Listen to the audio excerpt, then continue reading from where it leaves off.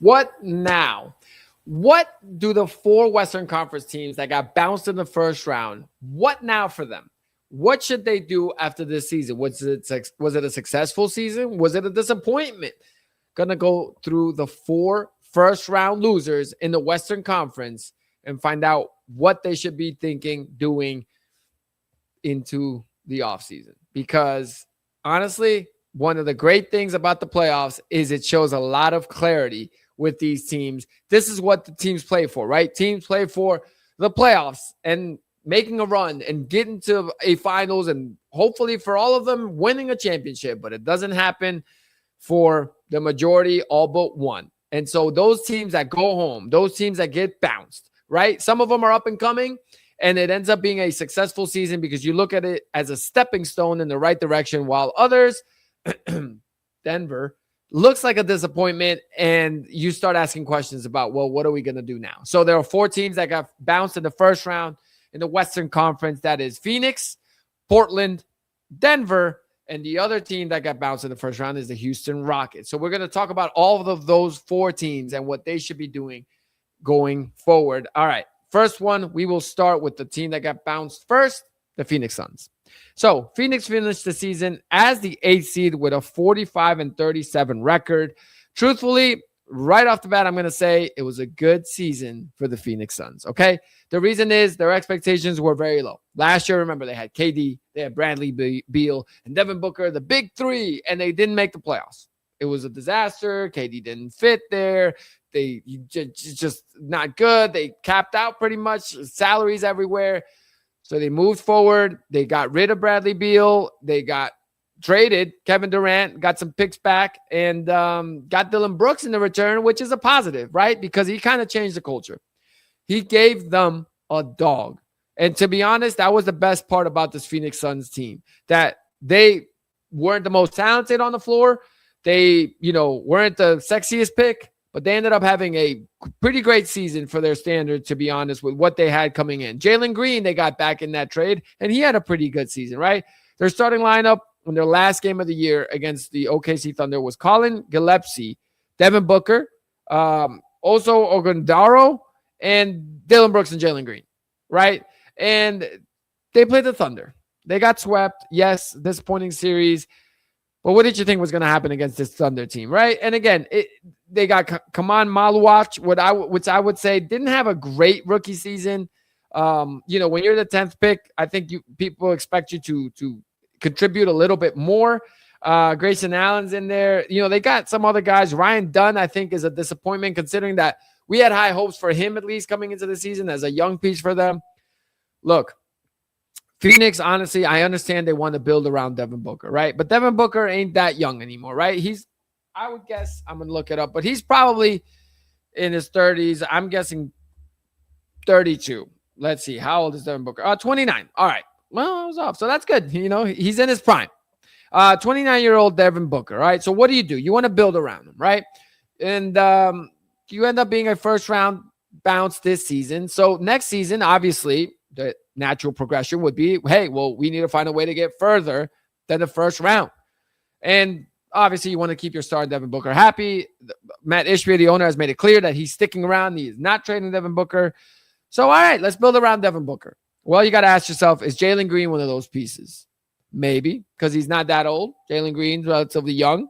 Is Dillon Brooks one of those pieces? And if Dillon Brooks is one of those pieces, well, pretty much you got to think to yourself, we got to win a championship here in the next couple of years, because Dillon Brooks is probably towards the end of his prime at this point, right? So Dillon Brooks, 30 years old. I mean, around the same age as Devin Booker, but with his style of play, the way he plays, and honestly, is his talent worth it? Because once he starts aging, is he going to still be the same Dillon Brooks? And also, that's not a super cheap contract, so you're going to have to do something with him. So if I was Phoenix, I would try to find a way to move on from Dillon Brooks after having this great year. Look, he's a culture setter. I respect Dillon Brooks. I'm not trying to get him out of town because I think he's a bad player, but I would be trying to get him out of town to get pieces back that I think we could win with in the next 3 to 4 years and remain competitive, keep growing with that unit and Devin Booker being my primary lead player with younger guys, right? I'm trying to get younger, essentially, because this core is not championship worthy. And you're already, I'm not trying to make them sound like they're a great team, but you're already too good to essentially be getting, the first, second, third pick in the draft with an impact player that could come in and right away make an impact, right? So we will see, but I think there has to be some roster shakeup. You've done a great job, at least, of moving on from KD, realizing this didn't work. Let's move forward. Let's get out of this and move ahead. Now, my worry with getting rid of Dillon Brooks is, well, who else on that team is going to bring it? Who's going to be that dog? So you're going to have to bring in guys that you again, this is on the coach.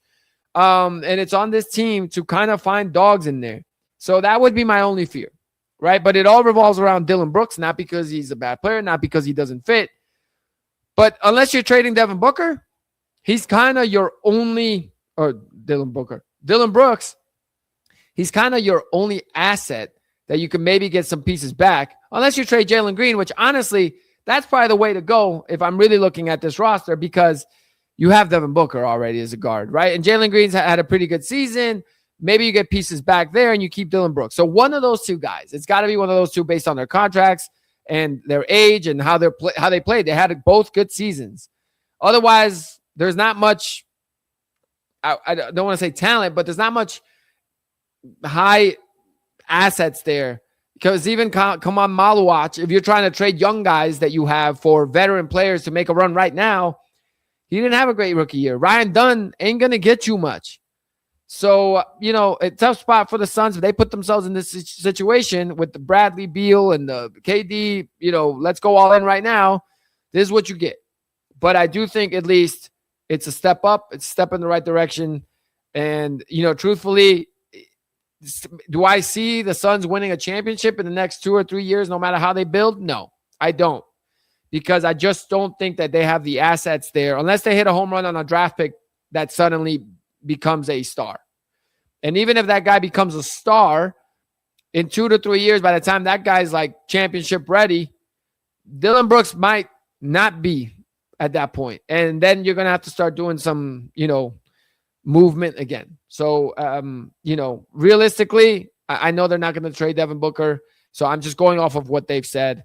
If it was me, this is the time to trade Devin Booker and just restart, right? You finally got a clean slate, get some top picks, wait till after the lottery. If someone's got the 4th pick in the draft, the 3rd pick in the draft, see if they want to give you that pick for Devin Booker. Start building with new superstars. Go young. You have an exciting team. You have a coach that showed you in Jordan Knott that he can coach. Great. Reset. It's not like you're in the championship window right now. And even if next year ends up being a little bit of a step back, but you're building towards the future. So I don't mind when teams take a step back to take 2 steps forward, but obviously they've made it clear that's not what they're looking to do. So that's why I'm going off of that. All right, enough about the Phoenix Suns. Let's talk about the Portland Trail Blazers. So the Blazers also had a pretty good year, if you ask me. Okay, they finished as the 7th seed in the Western Conference, just ahead of the Phoenix Suns, but they had a worse record. The reason they were the 7th seed is because of the play-in. They were 42-40. Portland made the playoffs. They took on the Spurs. They had 1 win in the playoffs. But you know what? The thing with Portland is that I do like where they are at, okay? Because they have Denny Avdia, who proved, in my opinion, that he's a guy that you could build around. Dame Lillard is coming back. There's already videos of him pretty much, windmill dunking. And this is the start of his offseason, right? So if he can have a full offseason, get healthy, get right, then your roster going into next year, well, that's going to be looking pretty damn nice, if you ask me, okay? There's a lot of talent on this team. And if it's like, hey, well, what should they do? Don't jump the gun. That's what I would say, right? They are a little bit more in like a must-win kind of situation now because I guess they have older guys. But what I would do is, trade those guys. Get pieces that will match. Again, Denny Advia, Tumani Kamara, Donovan Clingan, Jeremy Grant, Matisse Thybulle, Robert Williams. These guys are a little bit older, Shaedon Sharp. You're going to have another pick coming in. So I just think build around Denny Advia. You got some young pieces. Scoot Henderson. Yeah, he struggled sometimes, but he's still a young guy, right? So Drew Holiday was a huge piece for them. But if you can move on from Drew Holiday to acquire another draft pick, get more talent, again, this team, look, there's talk about the coach and the owner. The owner wants to cheapen out and not pay the coach. Thiago Splitter was put in a tough situation, and I get it. The Portland coach has been pretty publicly trying to be a cheap owner, right? But at the same time, the way I see it is, in his mind, he's thinking, why am I going to pay a coach when in this current situation, the coach I paid right after the first week of the season was gone because of some gambling issues, and the interim coach took us to the playoffs. So that in itself, in his mind, is like, yeah, how valuable is a coach? Because I paid the franchise was paying a coach, and the guy that we didn't pay took us to the playoffs. So again, I know that they're not going to trade like Dame Lillard, but truthfully, Dame Lillard doesn't make sense with this core, because sure, you're getting Dame Lillard next year, that's awesome, and maybe they can make a little bit of a run, but if you add Dame Lillard to this roster, are you winning a championship? No. But again, in a way, I just don't think that they should panic. Even if you run it back with a similar team and you add Dame and Denny Advia improves and Scoot Henderson improves and the young guys improve and Dame has a good year and Drew Holiday remains solid and Jeremy Grant has a good year. Honestly, even at the deadline next season, if Jeremy Grant is a hot commodity, let's move off of him and get a young piece. Because this team moving forward is Denny Advia's team, right? And again, Dame is homegrown. He's not from Portland, but feels like he's from Portland. So they want to build around these young guys while keeping Dame. All right, fine. That's the guy you'll keep. But Drew Holiday at some point is going to have to go, and Jeremy Grant, because they're going to have to pay these young guys and find a way to get more talent in to try to come up with Denny Advia and those other guys, Shaedon Sharpe, like I said, and these guys. So we'll see. Obviously, Shaedon Sharpe didn't get much playing time in the playoffs, but those are still guys that can improve. So I like the path and the future for Portland, especially because they found their guy in Denny Advia, and they just got to keep drafting. And again, they're like one all-star away from maybe starting to think about contending, right? So not a bad season for Portland. Let's go to the Houston Rockets next. Super disappointing season, right? I mean, there's no way around it. KD didn't really play. Then he came back for a game. Then he didn't play. And he had the whole burner phone stuff going on right after the All-Star break. This team, look, you have a coach in Ime Udoka. There's a hard, tough, like old school coach, right? He's going to go in there and tell you the straight truth, the facts. And these young kids can't handle that, right? And I'm not saying that they're wrong, because sometimes different people need different ways of talking to them, of coaching. And Ime Udoka has his ways, and it is what it is. And he's a great coach, in my opinion, for a veteran team that wants that. Like if you had 15 Kobe's, Ime Udoka works, because those two are going to bump heads, but they're going to be working together while bumping heads to put a winner out there. I'm not convinced that Şengün and these young guys want that kind of coach. It doesn't seem like they're effective with that kind of coach. And the Lakers beat them in 6. I mean, they almost got swept. And, but the thing is with this Rockets team is they have talent. And sometimes I think it could be as simple as one move, Kevin Durant, you get him out of there for some young talent, another young player or two, and some draft picks. Obviously, you're going to need a contract back. But, it's funny because not that Jalen Green would fit on this team because they have a lot of guards here. They're kind of clogged up with Reed Shepherd and Jabari Smith and Dorian Finney-Smith. Tari Eason. Can they pay Tari Eason? But I just feel like they are not that far away. Okay? I just think that they need a new coach. And not because I don't like Udoka as a coach. I just don't think he meshes with this team. And KD has been more of a distraction with this team than anything. So trade him now to a team that convinces themselves that they're close. Get a draft pick or so. Hope that you hit on a pick. And these guys are still young enough where you can contend. Şengün is not a bad player. Amen Thompson is not a bad player. They're young, right? Reed Shepherd, I don't think he's a good player really, but he has his moments. He's young still, but honestly, in the playoffs, he stuck out like a sore thumb by being too small. He just was so small. He looked like he was a 12-year-old playing with college kids. So again, I don't think it's the end of the world for the Rockets, but definitely a disappointing season because they went all in. But the good thing about when you have pieces like that you have trade assets, right? I mean, they could even decide to try to go after Giannis, right? And if they do that and Giannis gets there and they have plenty of talent around Giannis, well, suddenly they're contenders, right?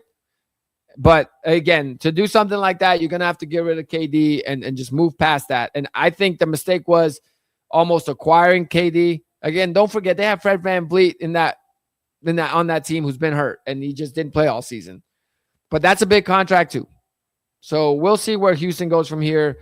They ended up, in the standings finishing 5th seed. They still had 52 regular season wins, but it's about the playoffs with a team like that, right? You're trying to win now. That's why you made the move for KD. So, again, we'll see what they end up doing moving forward. And the last team, the biggest disappointment in these playoffs is Denver Nuggets. 54-28. They finished the season with 13 straight wins, which meant that they were 41-28 at one point, right? Just a huge disappointment. And this is a team that's older, and this is where the issues start to come into play. They paid Christian Brown last year. His contract's about to start. They chose to pay him, not Peyton Watson. Pay Watson's a free agent. Do you want to pay Peyton Watson? If you're going to pay Peyton Watson, you can't keep everybody. No one's going to trade you for that Christian Brown contract. So really the only piece you have to trade without blowing it up, I guess, is Cam Johnson. And Cam Johnson's stock has dropped. He played fine in the playoffs, but it wasn't what he was supposed to be.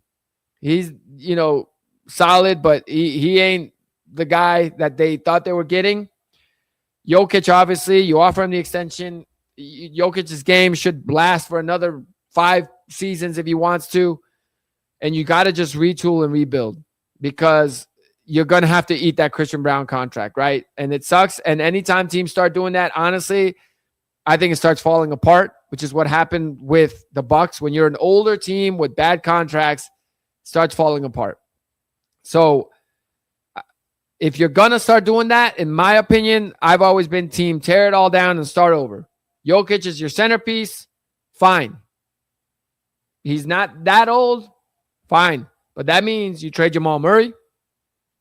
I would trade Aaron Gordon. You have to eat the Christian Brown contract until you can get rid of it. And honestly, by taking a step back and getting rid of some of those guys that have usage like Jamal Murray, maybe that means the ball's in Christian Brown's hands more and he has a remarkable start to the season. And you got to get off him.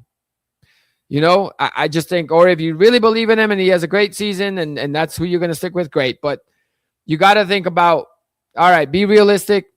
We're not going to win next year. We're not going to win maybe the year after. Jokic, we're going to re-sign him now to a Supermax deal. So we'll have him for the next 5 seasons.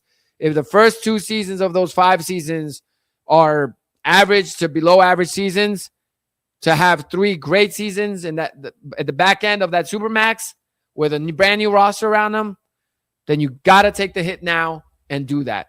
And too many teams refuse to go and take that route. And the reason is I think a lot of superstars put the teams in those situations like Giannis has with the Bucks because Giannis has been teasing the Bucks about leaving. And when you're in that situation, honestly, then it just sucks as a franchise. You start panicking to keep the star around. I think Jokic is smarter than that. I think Jokic is more loyal to the Nuggets than Giannis is to the Bucks. I think Jokic has literally made it clear right after, the loss, Game 6 the other night. He said, I want to be a Denver Nugget. Plain and simple. I think him and ownership will be on the same page. All right, we're going to keep you for 5 years here. You re-sign. Keep it light on him, on his minutes, and you just go young. Blow it up. If you're Denver, blow it up, start fresh, trade Jamal Murray, get some young pieces back. Aaron Gordon, by the 3 years from now, if he's already banged up all the time, he's not going to get healthier, I don't think. He's not that young. Aaron Gordon, I've been wrong about the ages of these guys, thinking that they're older than they are, but I'm pretty sure Aaron Gordon's in his 30s. Let's see if I'm wrong again. 30. Damn, these guys, I keep aging them. Well, as of today, May 2nd, he's 30. So I barely snuck in there. But he's had injuries, man. So I think if you're Denver, this is the time to do it. Don't make the panic moves that the Bucks made, trying to just double down on bad contracts. Don't do that. Don't try to, do the trade for Dame Lillard right now and match him up with Giannis. Just don't. Just stop. The mistake already has been made. So if you have to trade Cam Johnson because you believe Peyton Watson's your guy, that's fine. Exchange those contracts, essentially. Trade Cam Johnson, get some picks, get a 1 year bad contract back that you can, trade at the deadline if you need to. Pay Peyton Watson if that's a guy that you trust. Try to get some picks. Start over. 3 years from now, when those picks, if you draft well, turn out to be solid guys, now you got something with Jokic again, and you do this again. But every franchise that has winning seasons followed by a lot of winning seasons usually has some downtime, right? The Pats had this with Brady. To switch gears to football, right? I mean, it happened. The Warriors had this too, right? And then guess what? They retooled. It was Jordan Poole. It was still some of the same core pieces, but they retooled, had new guys around there, and got back and won the title again in 22. So that's what you do. You retool, right? And you got to get rid of guys that I know that are loved there, but you just got to do it. Pull off the Band-Aid now, get it done. So that's what I would do if I was the Nuggets. Again, these 4 teams, different, 2 of them are disappointments with the Rockets and the Nuggets, and 2 of them should feel good about where they're at. They're still young, and, they got a runway now. They had a great season that they can build on and hopefully continue to build and acquire assets to move forward. So, so long to the Blazers, to the Suns, to the Rockets, and the Nuggets. And, I'm still so disappointed at the Nuggets having, this was one of their all-in seasons, and it's out in the first round to an undermanned Minnesota Timberwolves team. Unreal. So it is what it is. We'll do this also with the losing teams in the Eastern Conference. So far, we know the Celtics are going to be talked about for sure, and the Atlanta Hawks will be talked about for sure.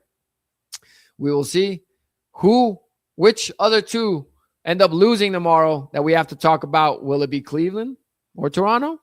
Or will it be Orlando or Detroit? We'll find out. You guys enjoy the Game 7s tomorrow. I can't wait for that. So I'll talk to you guys after those, and excited to start looking ahead to round 2 of the NBA playoffs.